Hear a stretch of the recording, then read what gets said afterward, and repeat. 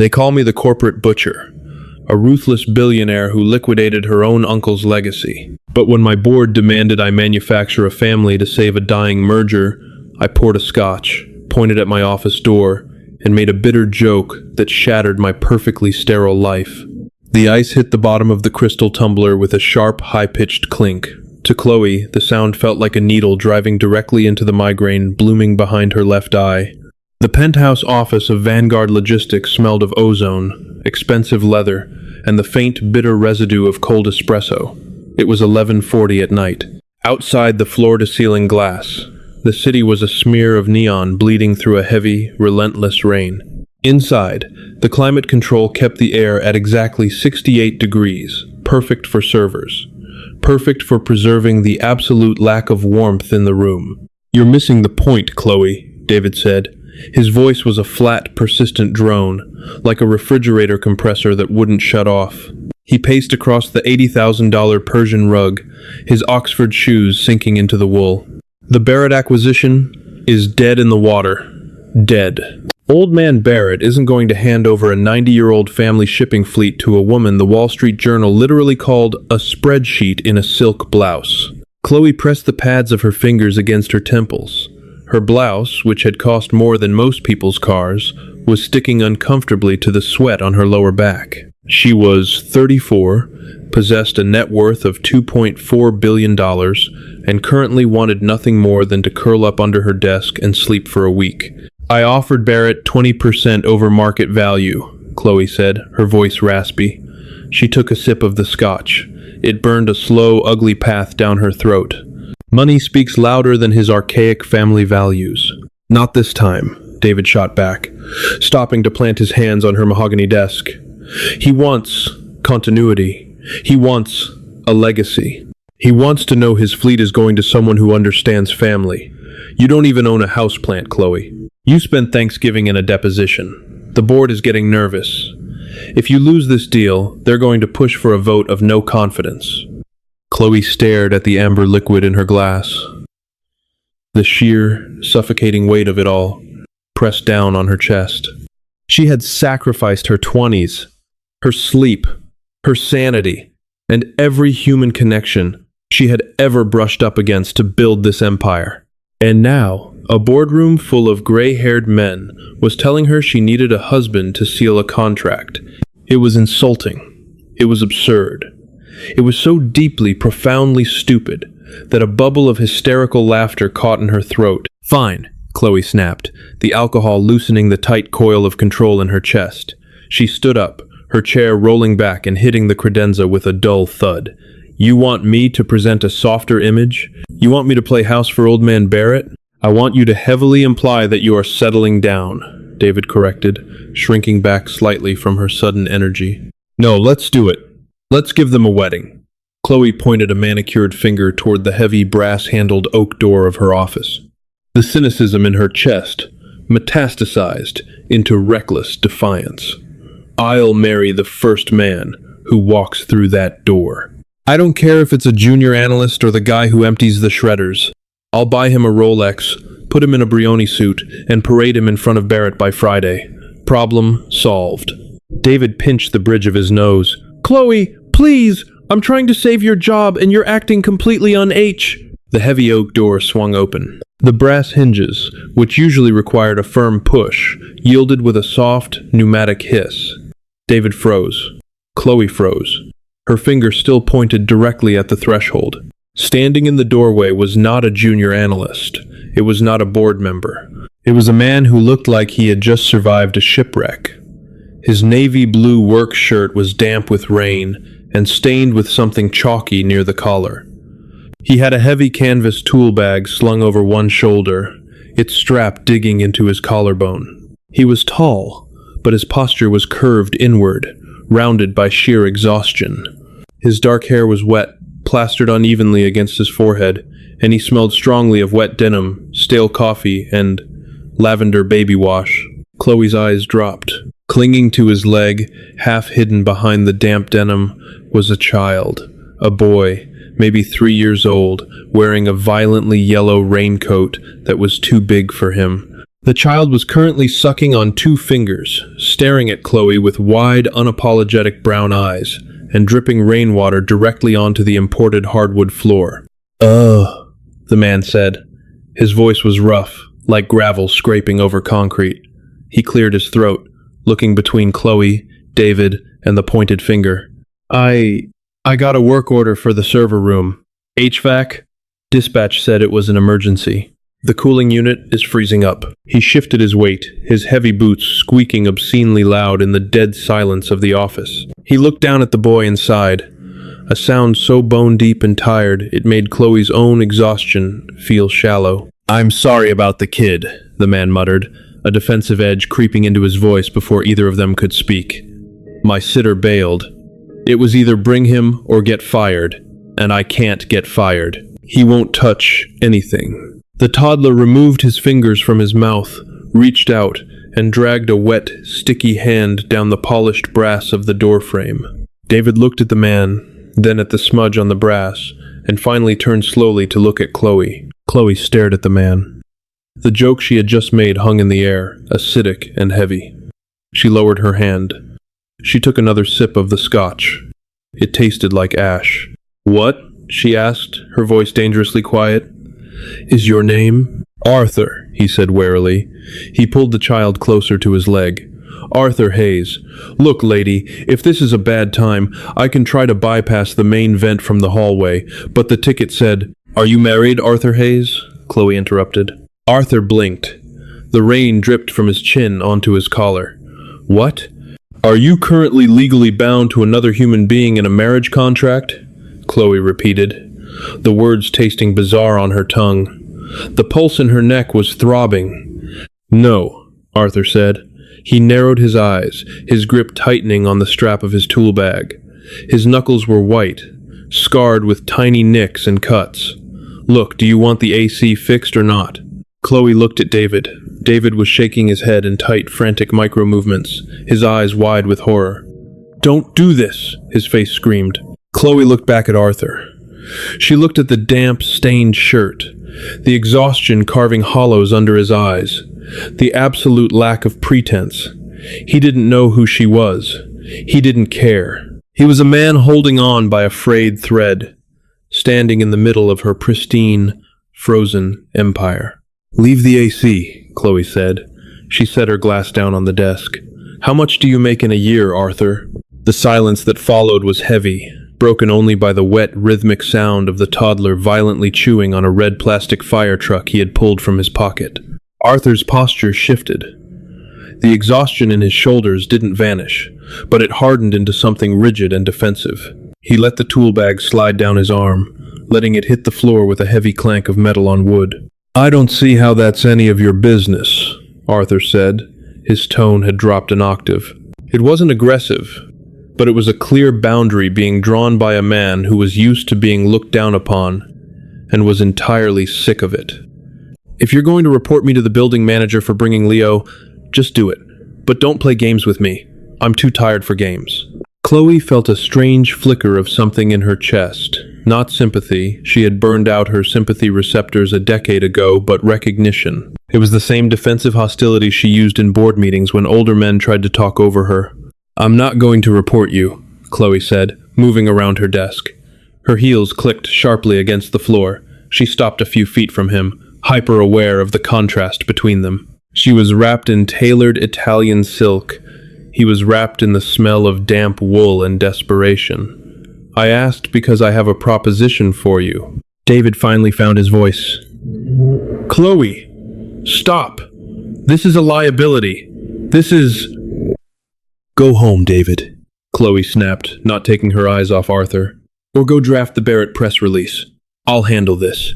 David hesitated, looked at the mechanic, looked at the chewing child, and fled. The door hissing shut behind him. Arthur watched the PR man leave, then looked back at Chloe. "A proposition." "Yes." Chloe crossed her arms, ignoring the way her stomach was tightening. This was insane. The logical part of her brain was screaming at her to call security, to go to sleep, to rethink this in the morning. But the cynical, calculating part of her, the part that had built Vanguard Logistics, saw an asset. Arthur Hayes had zero leverage. He was poor, he was a single father, and he was completely disconnected from her corporate world. He was the perfect blank slate. Old man Barrett wanted a family man? Here was a man practically drowning in fatherhood. "I need a husband," Chloe said. Arthur stared at her. He didn't laugh. He didn't smile. He just looked at her, as if she had told him the sky was made of copper. Then, very slowly, he reached down, scooped up the toddler, and settled the boy on his hip. Leo immediately buried his face in Arthur's neck, smearing something sticky against the collar. "Right," Arthur said slowly. "Okay, let me just—" He pointed vaguely toward the hallway. "I'm going to go check the condenser unit. You should probably drink some water, lady." "I'm completely sober," Chloe said. She walked to the credenza, pulled out a blank sheet of Vanguard letterhead, and grabbed a pen. "You make what? 60,000 a year? 70? I will pay you $1.5 million to marry me for exactly 1 year." Arthur stopped halfway to the door. He turned back. The skepticism on his face was warring with a sudden, painful vulnerability. The number had hit him. She could see it in the way his jaw tightened. "You're crazy," he said softly. "I am pragmatic," Chloe corrected.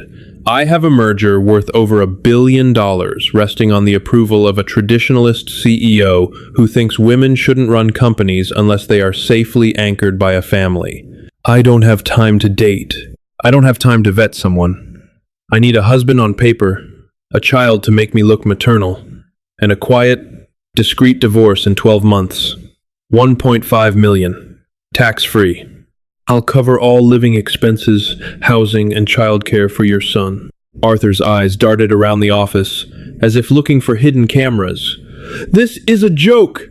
Some kind of rich person prank!" "Do I look like I'm joking?" Arthur looked at her. He took in the tight bun, the rigid posture, the dark circles under her eyes that rivaled his own, the complete absence of humor in her face. "No," he admitted quietly. "You look miserable."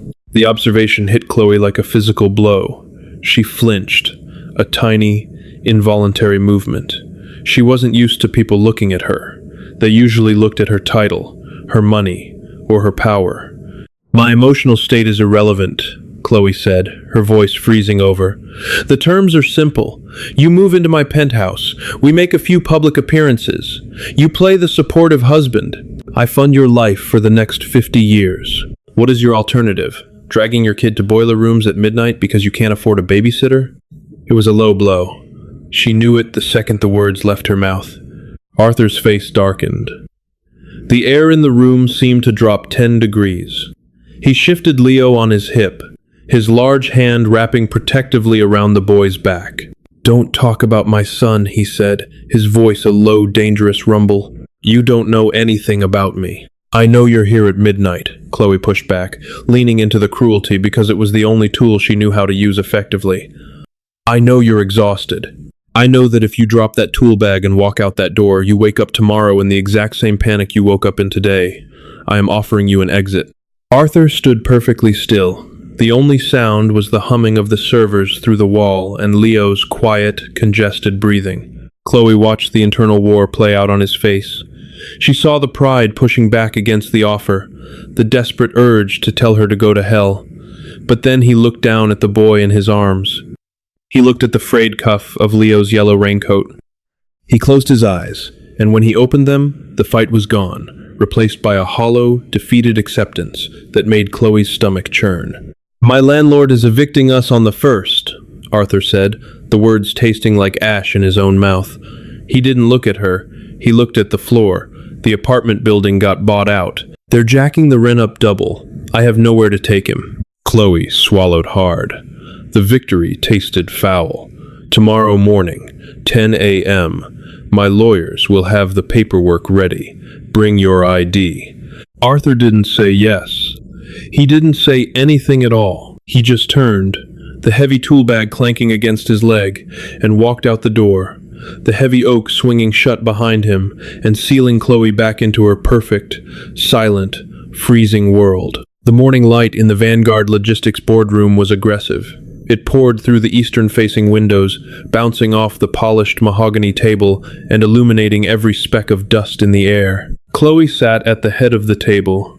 She had slept for exactly 80 minutes. She was fortified by 2 espresso shots, a dry-cleaned Armani suit, and a layer of foundation that hid the bruising shadows under her eyes. She felt brittle, as if one loud noise would shatter her into jagged pieces. To her right sat Richard, her lead counsel. Richard was a man who seemed entirely constructed of starch and condescension. He was currently reviewing the 40-page non-disclosure and prenuptial agreement, his gold pen hovering over the clauses like a vulture. "I still strongly advise against this, Miss Harrington," Richard murmured, not looking up. "The background check we rushed overnight is colorful. 2 years of community college, a string of blue-collar jobs. His wife passed away 3 years ago, complications during childbirth. He has severe medical debt. He's a financial black hole." "That makes him motivated, Richard," Chloe said sharply, checking her watch. It was 10:04 a.m. Motivated people don't break contracts. At 10:06, the heavy glass doors of the boardroom opened. Arthur walked in. If he had looked out of place in her office the night before, in the harsh daylight of the executive boardroom, he looked like a different species. He was wearing a suit. It was gray. It was at least 5 years out of style. The lapels were too wide, and it smelled faintly of mothballs and dry cleaning fluid. He tugged at the collar as if it were choking him. Holding his hand was Leo. In the daylight, Chloe could see the kid had a shock of unruly dark curls and a permanent smudge of dirt on his left cheek. He was wearing tiny denim overalls and holding a half-eaten bag of Cheerios. The room went dead silent. The 3 junior lawyers at the far end of the table stopped typing on their laptops. Arthur swallowed, looking at the expanse of mahogany, the crystal water pitchers condensing on silver trays, and the row of suits staring at him. He looked utterly humiliated, but he kept his chin up, walking toward the empty chair opposite Chloe. "Mr. Hayes," Richard said smoothly, his tone dripping with a polite venom. "Please, have a seat." Arthur sat. The leather chair squeaked loudly. He pulled Leo into his lap. The toddler immediately dropped a Cheerio onto the table. It rolled across the polished wood, stopping against a crystal water glass. Chloe stared at the Cheerio. She felt a bizarre urge to flick it off the table, but she forced her hands to remain folded in her lap. "Let's skip the pleasantries," Chloe said, her voice tight. "Richard, give him the summary." Richard slid a thick stack of paper across the table. It stopped in front of Arthur. "This is a standard non-disclosure and temporary union agreement," Richard said, tapping the document. "You will be legally married to Miss Harrington. You will reside in her primary residence. You will receive an allowance of $10,000 a month for incidental expenses and a lump sum of $1.5 million upon the dissolution of the marriage in exactly 365 days. Arthur stared at the stack of paper. He didn't touch it. "And what do I have to do?" "You exist," Chloe said. Arthur looked up at her, his eyes dark and unreadable. "You attend corporate functions when requested," Richard clarified, ignoring Chloe's bluntness. "You smile for the press. You portray a stable, supportive domestic partner." Clause 14, Section B, strictly prohibits any unsanctioned public behavior. No drinking in excess. No speaking to journalists without PR approval. No bringing unapproved guests to the residence. Leo whined, squirming in Arthur's lap. He reached out and grabbed a red ballpoint pen from the table. "Leo, no," Arthur whispered, trying to pry the pen from the boy's sticky fingers. Leo let out a sharp, high-pitched shriek of defiance. Richard visibly winced. "Furthermore, Mr. Hayes, Clause 18 stipulates that physical intimacy is strictly off the table. This is a business transaction. Any attempt to alter the parameters of the relationship will result in immediate termination of the contract and forfeiture of the payout." Arthur stopped fighting for the pen. He looked at Richard, a slow flush creeping up his neck. "Do I look like I'm trying to sleep my way to the top, buddy?" Richard bristled. I am merely stating the... I know what you're stating, Arthur cut him off, his voice suddenly hard. The intimidation he felt walking into the room was vanishing, replaced by a blue-collar grit that Richard's law degree couldn't handle. Arthur pulled the document toward him. Where do I sign? You should read it, Chloe interjected. You're signing away your life for a year. I read the part that matters, Arthur said. He looked directly at Chloe. My kid gets his own room. His medical debt gets paid today, and nobody kicks us out on the street on Friday. That's the deal, right? That's the deal, Chloe said softly. The smell of the mothballs from his suit was reaching her from across the table. It was such a sad human smell. It meant he had tried. He had dug through the back of a closet to find the one decent thing he owned to come to this absurd meeting. It made her feel like a monster. Arthur uncapped the red pen he had wrested from Leo. He flipped to the last page. Wait, Richard panicked. Use a black pen. Legal documents require. Arthur signed his name in aggressive, jagged red ink. He pressed so hard the paper tore slightly at the end of his signature. As he pulled the pen away, Leo, who had grown bored of the struggle, reached out with his other hand and dragged a wet, Cheerio-dusted finger directly across the signature line, leaving a sticky, yellow-brown smear next to the red ink. Arthur froze. He looked at the ruined document, then up at Chloe, a look of pure dread crossing his face. I can re-sign it. I'm sorry. Chloe looked at the sticky smear. It was chaos. It was uncontrollable, messy, sticky, ruining a perfectly drafted, sterile legal document that cost $2,000 an hour to write. A tight, unfamiliar sensation seized Chloe's chest. It took her a second to realize what it was. She was trying not to laugh. It's fine, Chloe said, her voice lacking its usual icy edge.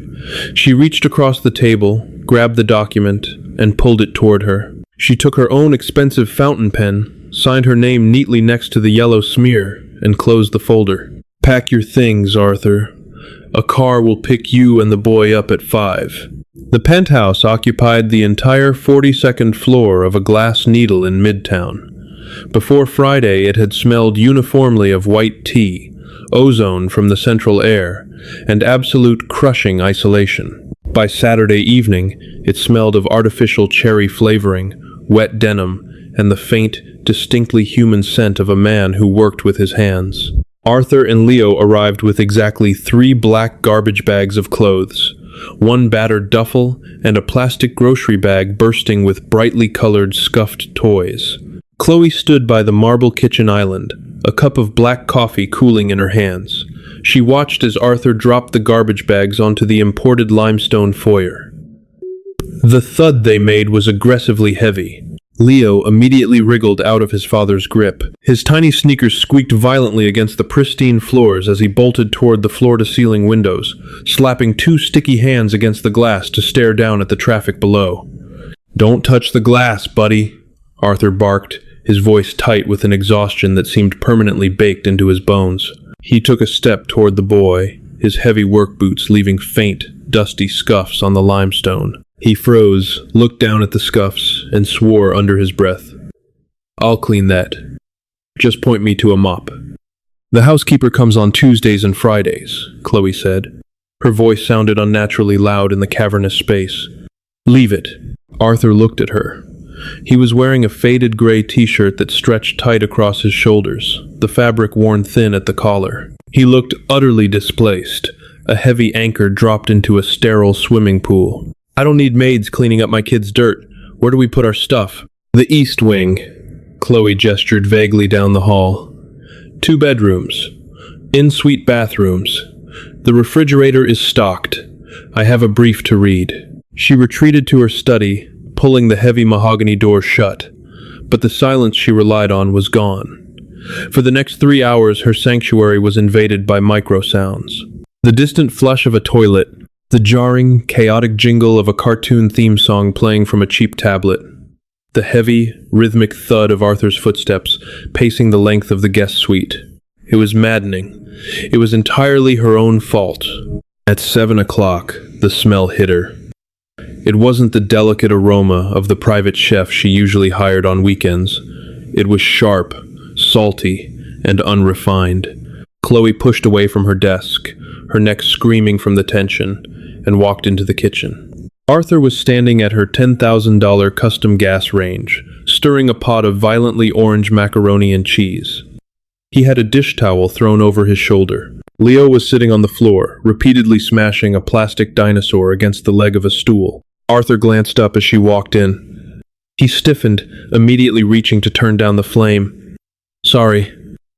I looked for normal food, but your fridge is just sparkling water, 3 lemons, and a jar of mustard that costs more than my car.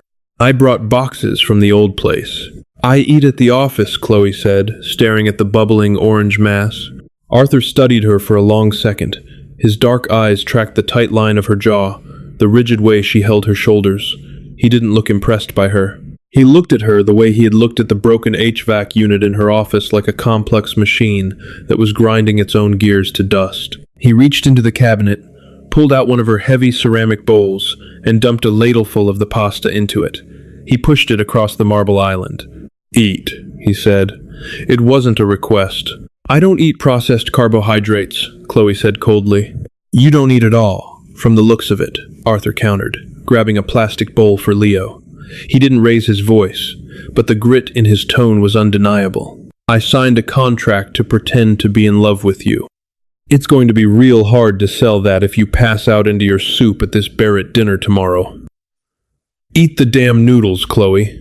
It was the first time he had used her name. It sounded strange in his rough, gravelly voice, not deferential, just real. Chloe looked at the bowl. The steam rising from it smelled like cheap cheddar powder in childhood. A knot in her throat, one she hadn't realized was there, tightened painfully. She picked up the silver fork, sat on the stool opposite him, and took a bite. It was salty. It was hot.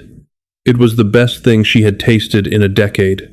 Arthur didn't gloat. He just nodded, lifted Leo onto the stool beside him, and started cutting a hot dog into impossibly small pieces. For 20 minutes, the only sound in the multi-million-dollar penthouse was the scrape of forks and a toddler humming around a mouthful of cheese. For a terrifying, fleeting second, Chloe didn't want to be anywhere else. The private dining room at Laura smelled of roasted bone marrow, aged burgundy, and predatory wealth. The velvet walls absorbed the ambient noise of the restaurant, creating a suffocating vacuum where every clink of a fork felt like a gavel striking wood. Harrison Barrett sat at the head of the table. He was 71, with eyes the color of dirty ice and a smile that didn't reach past his lower lip. He was currently dissecting a piece of duck confit and staring directly at Arthur's hands. "So," Barrett rumbled, dabbing his mouth with a linen napkin. "A mechanic. I must admit, Chloe, when your PR team sent over the briefing, I thought it was a typo. You usually associate with a different tax bracket." Chloe's grip on her wine glass was tight enough to snap the crystal. She was wearing a midnight blue sheath dress that felt like armor. Beside her, Arthur was wearing the bespoke Tom Ford suit her stylist had rushed in that morning. The dark wool fit his broad shoulders perfectly, but he sat rigidly in it, a wolf trapped in a silk cage. "Arthur is grounded," Chloe said, her voice perfectly modulated, reciting the script David had drilled into them. "In this industry, it's easy to lose sight of reality. Arthur provides a balance I desperately needed." Barrett snorted, a wet, dismissive sound. "Balance. Right. Tell me, Arthur, what exactly do you bring to a woman who runs a $2 billion logistics empire? Besides the obvious, of course." The insult was barely veiled. Chloe's blood spiked with adrenaline. She opened her mouth to shut Barrett down, to steer the conversation back to the fleet acquisition, but Arthur moved first. Under the heavy linen tablecloth, Arthur's large hand found Chloe's knee. He didn't squeeze, he just rested it there. The weight of his palm, radiating heat through the thin fabric of her dress, was heavy, solid, and incredibly jarring. Chloe's breath hitched, a tiny, involuntary gasp that she prayed Barrett didn't hear. Arthur leaned forward. The bespoke suit stretched across his back. He didn't smile. He looked directly into Barrett's icy eyes with a blue-collar hostility that no amount of PR coaching could erase. "I fix things, Mr. Barrett. Arthur said. His voice was a low, rough rasp that cut through the pretension of the room like a hacksaw. When an industrial chiller blows out at 2 a.m. and a server farm is about to melt down, they don't call guys in suits to sit around a table and discuss synergy. They call me. I walk into the heat. I find the broken piece, and I force it to work again. Barrett stopped chewing. His eyes narrowed. Arthur didn't blink. Chloe doesn't need someone to buy her things, and she sure as hell doesn't need someone to tell her how to run a company. She's surrounded by people who do nothing but agree with her because they're terrified of her. Arthur's thumb stroked a millimeter across Chloe's kneecap.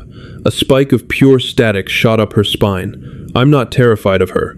At the end of the day, when she takes the armor off, she needs someone who knows how to hold the heavy things so she can finally sleep. That's what I bring. The silence in the room was absolute. Chloe stared at the side of Arthur's face. The muscle in his jaw was ticking. He was lying. It was a performance for the contract. But the way he said it, the fierce, unyielding conviction in his voice, made her chest ache with a sudden, violent intensity. It was the exact thing she had wanted to hear for 10 years, spoken by a man she was paying to sit next to her. Barrett stared at Arthur for a long, agonizing minute. Then, slowly, the old man looked down at Arthur's hands resting on the table. He looked at the scarred knuckles, the deep, permanent grease lines etched into the calluses that no manicurist could scrub away. "Hard work," Barrett muttered, almost to himself. He picked up his wine glass. The icy hostility in his eyes thawed by a fraction of a degree. "My grandfather built our fleet with his bare hands. The men in my boardrooms today complain if the Wi-Fi is slow. They don't know the smell of diesel." Barrett looked at Chloe. "He's rough around the edges, Harrington, but he's real. I'll give you that." The tension bled out of the room, leaving Chloe dizzy. The merger was safe. Arthur had just secured her billion-dollar deal not by playing a polished husband, but by being exactly who he was.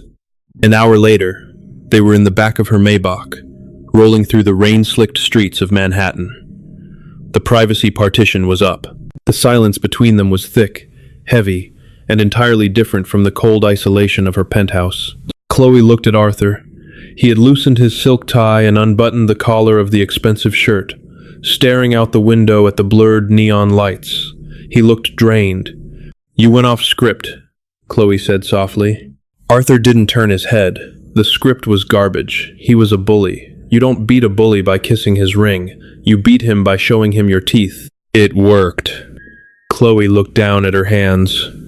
She could still feel the phantom weight of his palm on her knee. The sensory memory was infuriatingly stubborn.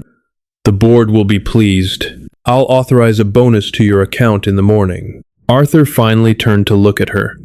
The streetlights washed over his face, highlighting the deep exhaustion around his eyes, but also illuminating a quiet, steady intelligence. "Don't." Chloe frowned. "It's standard protocol for exceeding expectations." "I don't want a bonus, Chloe," Arthur interrupted, his voice dropping an octave, slipping back into that raw, gravelly tone that made the hair on her arms stand up. "I signed the contract. I'm doing the job, but don't pay me for defending you. Some things aren't for sale." He looked away, leaning his head against the cool glass of the window. Chloe sat in the dark luxury of the car, the leather seats suddenly feeling cold. She had built her entire life on the premise that everything loyalty, image, security, love was simply a matter of finding the right price. But as she listened to the rhythmic thrum of the tires on the wet asphalt, a terrifying realization began to crack the ice around her chest. She had bought a husband for 365 days, but she was starting to desperately want the man. The ink on the contract was dry, but the lines they swore never to cross are already blurring. Chloe bought a corporate shield, but Arthur is tearing down her walls without even trying. Can a ruthless CEO survive a collision with raw, unfiltered reality? Or will a $1.5 million fake marriage cost her the one thing she thought she didn't have her heart? If you want to see how this collision ends, hit that like button, share this story, and subscribe.